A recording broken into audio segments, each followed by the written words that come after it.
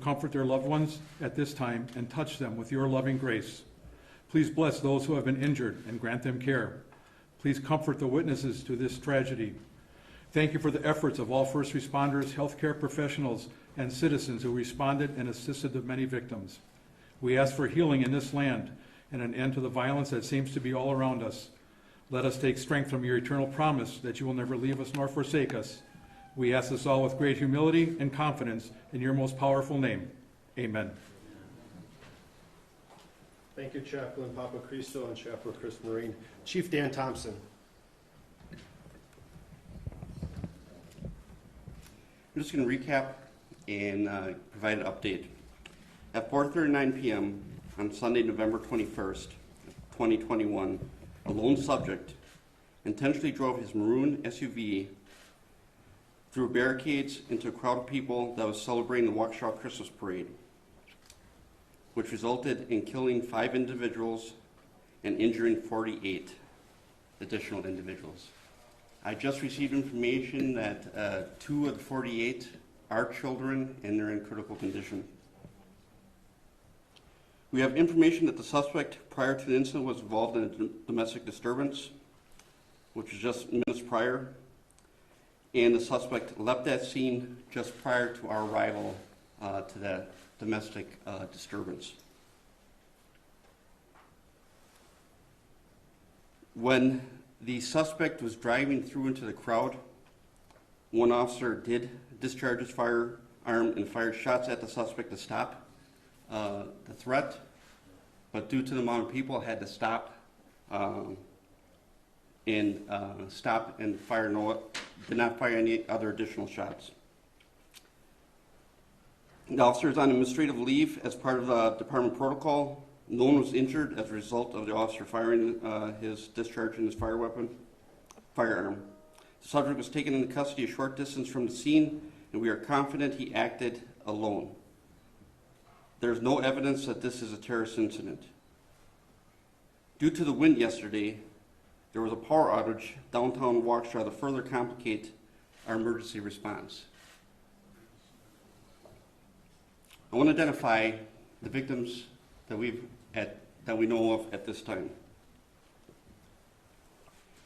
And I say this with great sorrow. Virginia Sorensen, 79-year-old female. Leanna Owens, 71-year-old female. Tamara Durand, 52-year-old female. Jane Kulich, 52-year-old female. Wilhelm Hospital, 81-year-old male. The suspect involved in this tragic incident is identified as Daryl E. Brooks, male, 39 years of age, who is a resident of the city of Milwaukee. At this time, the Waukesha Police Department is referring 5 counts of first-degree intentional homicide with additional charges based on the investigation, but those will come in time. There are many roads in the downtown area were closed as investigators worked through the crime scene. Those roads have since been opened. I'll say this, minutes after the incident occurred, I responded to the scene, and what I saw out of chaos and tragedy was heroes. First responders and the community coming together and working together on triaging victims, the fire department working in partnership with the fire department, getting these victims to the hospital. Fire department transported multiple victims. Chief Howard will talk about that. Officers picked up victims and put them in a squad and rushed them to the hospital, and citizens also picked up victims and rushed them to the hospital. There's also off-duty law enforcement, fire, and EMS personnel that were attending this event who immediately got involved and took part in saving lives. I want to thank our community partners.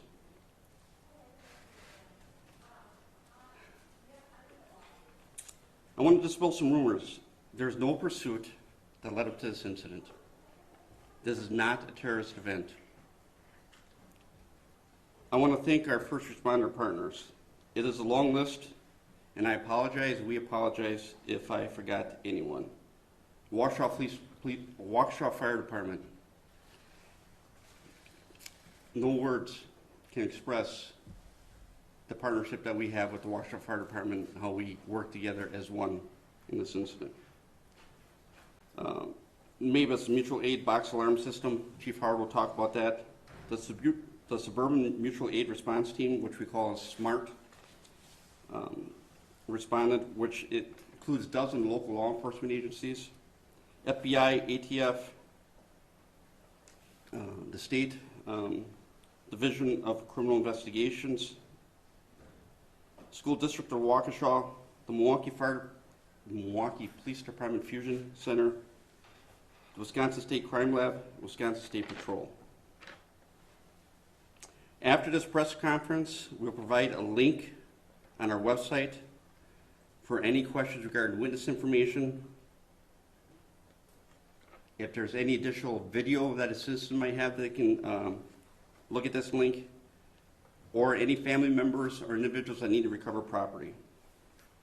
The Waukesha Police Smart website is the only source for information. Do not release information from any other source as it has not been vetted and could lead to false information. Thank you. Chief Howard. Thank you, Dan. Before I get started, on behalf of the men and women of the Waukesha Fire Department, I'd like to say our prayers go out to the families in the whole community that was affected by yesterday's tragedy. The City of Waukesha Fire Department responded to a mass casualty incident yesterday afternoon. All 26 on-duty personnel responded to the incident from 5 stations. Our closest downtown station was within sight of the parade route. Our units started to spontaneously respond based on radio traffic and dispatch information. We immediately activated our mass casualty protocol and utilized the MABUS, which is our mutual aid system, box alarm system, to the second level to provide us with additional resources to treat the victims. We received resources from 12 area fire departments. We were also aided greatly by off-duty firefighters and EMS personnel, medical personnel, and just civilian bystanders. They greatly assisted us with our initial treatment and triage of patients. Patients were transported to 6 area hospitals with fire department EMS transporting 22 patients. Law enforcement personnel, bystanders, also transported additional personnel or additional victims to the hospital. At this time, we believe that 48 people were treated at local hospitals, although this number might increase based on information being gathered. Like Chief Thompson, I also had an opportunity, did respond to the incident. I got there just a little bit after the chief did, and based on my observations, very, very overwhelmed by the response of the community to this tragedy. People banded together to do the best they could to deal with this incident. Last night, going out and visiting the fire stations and the people that responded, overwhelmingly, our personnel expressed their sincere thanks for everyone who stepped up and assisted with the treatment of the citizens that were injured. Again, our hearts go out to the families and the victims of this senseless tragedy, and we appreciate all the assistance and support that's been offered to the City of Waukesha Fire Department. Mayor Sean Riley. Thank you. Last night we experienced a senseless tragedy. Many of us were participants in the parade and witnessed these horrific actions. We are all trying to process what we experienced. Our police, firefighters, partners, and so many others sprang into action immediately last night to help the people that were injured. For those of you who do not live in Waukesha, you need to know that Waukesha is a community that helps their neighbors. Waukesha is a community that takes pride in its identity and has a wonderful spirit. Waukesha looks after each other. Waukesha enjoys its celebrations, and the entire community joins in those celebrations. We are a close community.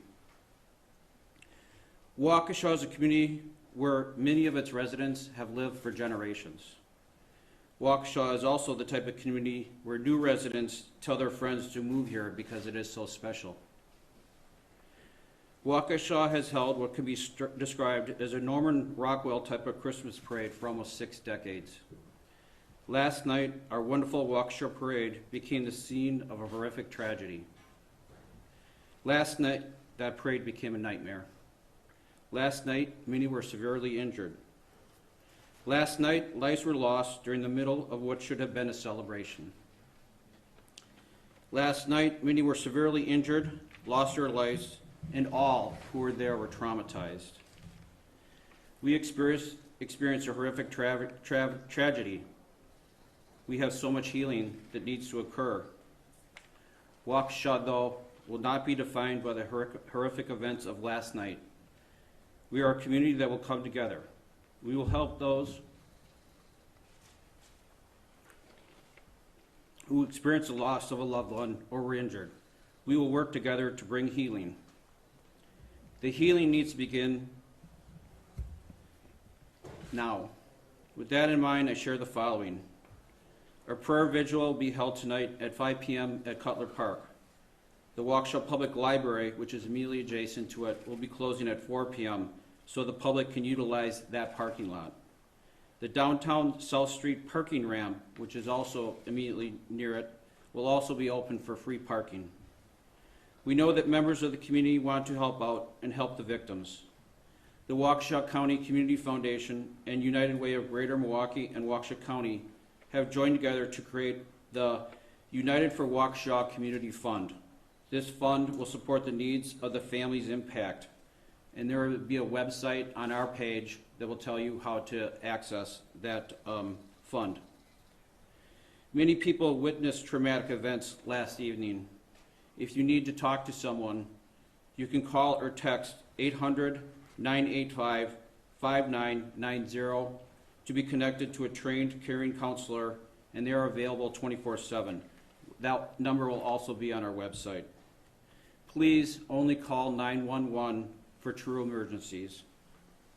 There will be a resource center set up at Carroll University for all victims from 2 to 6 p.m. Tuesday and 9 a.m. to 1 p.m. on Wednesday. That information will be placed upon our website. The District Attorney Victim Assistance Program is also available to provide assistance, and an email for that service will be shared on social media. Our community needs to heal from physical injury and emotional trauma and what was taken from us by this senseless act. What we do today in the days ahead is what will define us as a city, and I know we will come together and help Waukesha heal. Thank you. Dr. Jim Sievert. Good afternoon, everyone.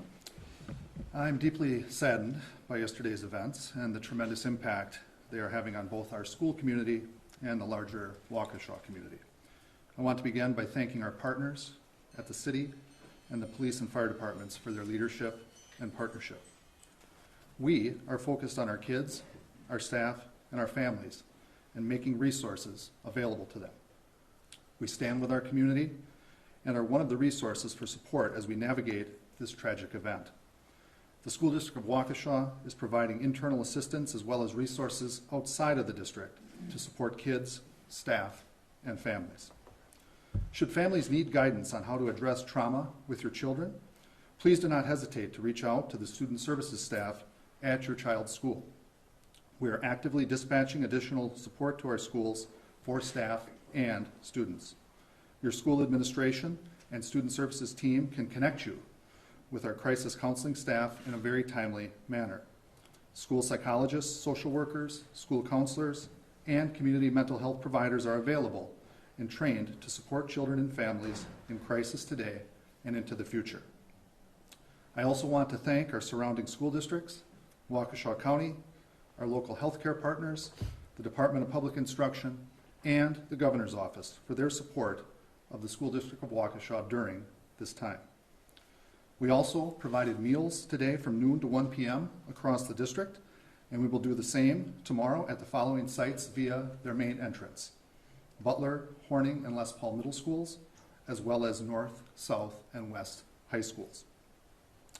I'm announcing at this time that the School District of Waukesha will again be closed for classes on Tuesday, November 23rd. Our counseling and lunch services will be available to students and staff again tomorrow.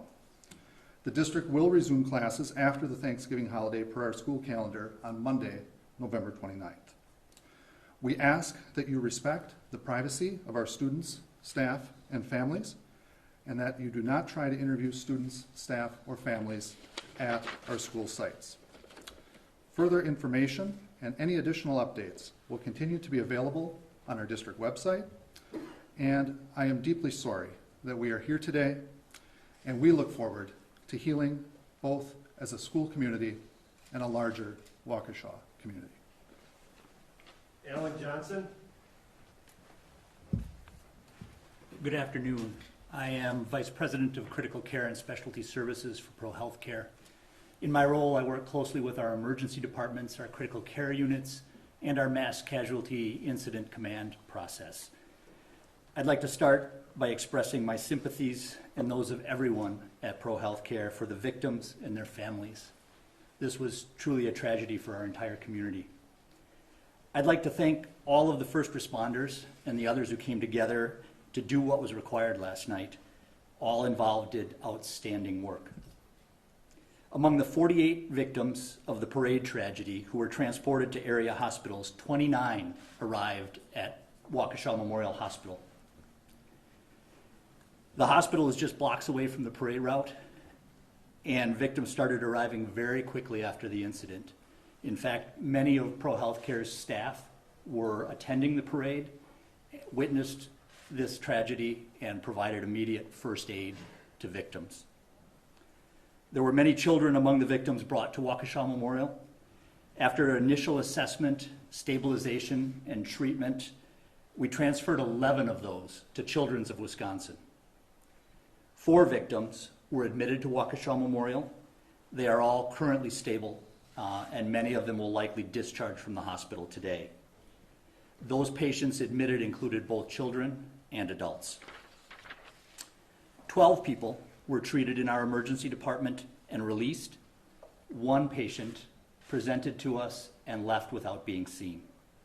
Sadly, one of the victims who was brought to Waukesha Memorial was pronounced dead on arrival. In addition to those who were on duty at Waukesha Memorial last night, many others rushed to the hospital to help. They included nearly every one of our emergency department physicians, countless surgeons, anesthesiologists, hospitalists, and nurses. What I saw on display last night in response to this crisis was nothing less than the highest level of professionalism.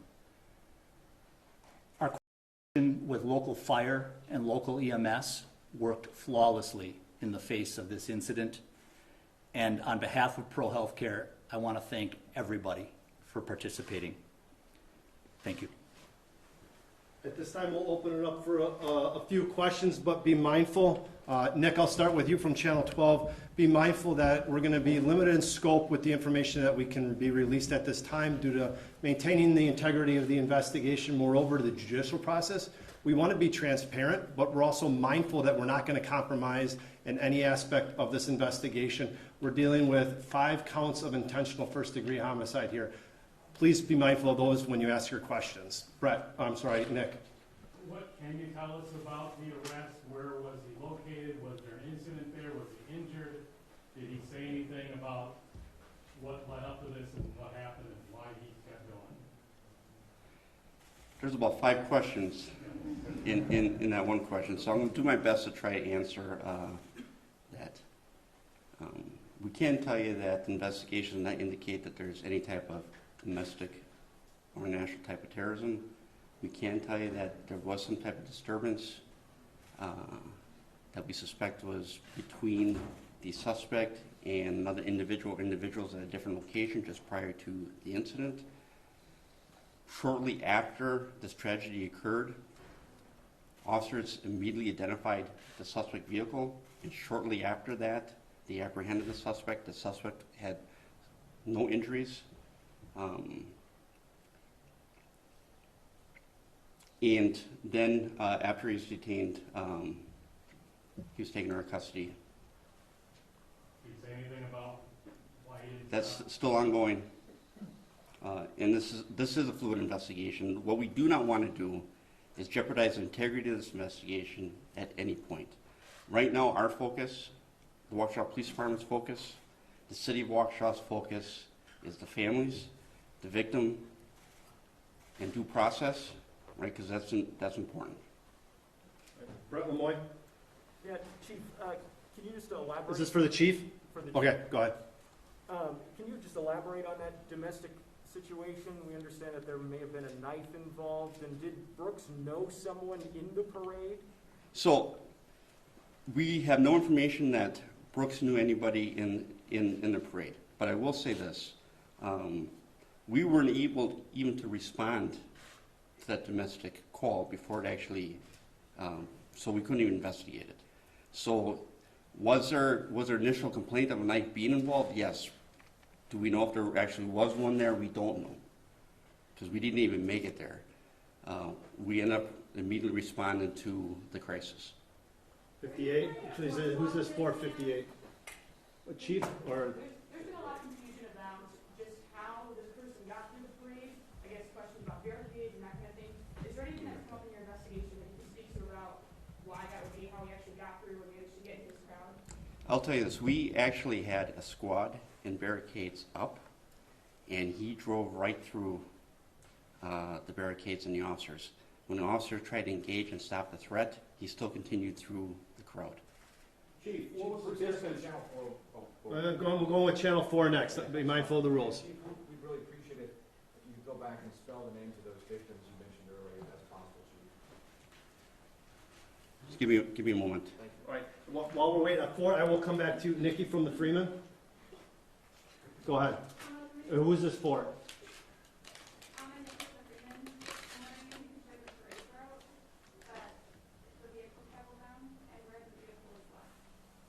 The parade route where the vehicle entered was in the area of Hartwell and Main Street, and the end of the parade route where the vehicle took off from was like right around Veterans Park, Main and Maple area, Main and Wisconsin Avenue. Okay, back to 4. Are you ready? Yes. Okay. I'm going to repeat the names. And again, I apologize for getting emotional about it. Hey, Chief, we're going to put it on the release. I'll put the names out on the press release. We'll post that on the internet so we get all outlets. Yes, state where your agency is from and your who you'd like to speak to. Nancy Chen from CBS News. I have a question for Chief Howard. Chief Howard. Chief, what did your first responders see at the parade? Many of them were there to be a part of the parade. What did they say to you? It was just, I guess for lack of better, just carnage, likening it to a war zone. There were adults, children that were injured. Some of our first responders were there with our families. They left their families to treat people, helped with incident command, helped transport, along with many other medical personnel and people that were there. But I guess what stands out in my mind from our conversations is we do have people who have military backgrounds and likened it to a war zone. I'll get 2 more questions. I'll go back right there. Gentleman, your hand up, your agency, and who would you like the question to? ABC News, Chief Thompson, please. Okay. Chief, can you tell us anything about this suspect's previous record, allegations that he may have tried to run over his girlfriend in the past or some other person? I'll take my focus, our focus right now is this incident. This tragic incident is what we're focused on, and the families and the victims of this incident. Chief Thank Thompson, Vivian Rod is here from CNN. Go ahead. For state, who would you like to speak to? Chief Thompson or Chief Howard? Okay. Vivian Rod is from CNN. Okay. Talk to us about those families who are grieving that you know. What memories do you have with them? I'll talk about the incident itself and being there and seeing. I'll give you one As I'm watching officers and fire personnel triaging and taking victims, putting them in ambulances and putting them in squad cars, I have a nurse who walks up to me and says, "My mother was injured. Can we get her help?" Sure enough, we helped her get her mother into a vehicle, and we escorted her, the vehicle out of the scene safely. This is for the family. I want to ask you to respect the family. This is a very tragic incident, and again, it's still fluid, so, and ongoing. We're gonna stop the questions right there. Like I said earlier, we will put a press release out here shortly, probably within the next 60 minutes. It's gonna identify the links. It's gonna identify some of the phone numbers that people can reach out to. At this time, we do not have a follow-up press conference at this time. Everything will be done via press releases. If there is a press conference, we will give everybody, all of our affiliates, ample amount of time to come back to City Hall. Thank you very much. So this will air ages 52 to 81? Ages of the victims 52 to 81? Yes, and we'll put their names out here shortly. Yes, my apologies. One quick question, do we have any idea of the distance between where the call was made and when they entered the parade grounds? I told that to Nick.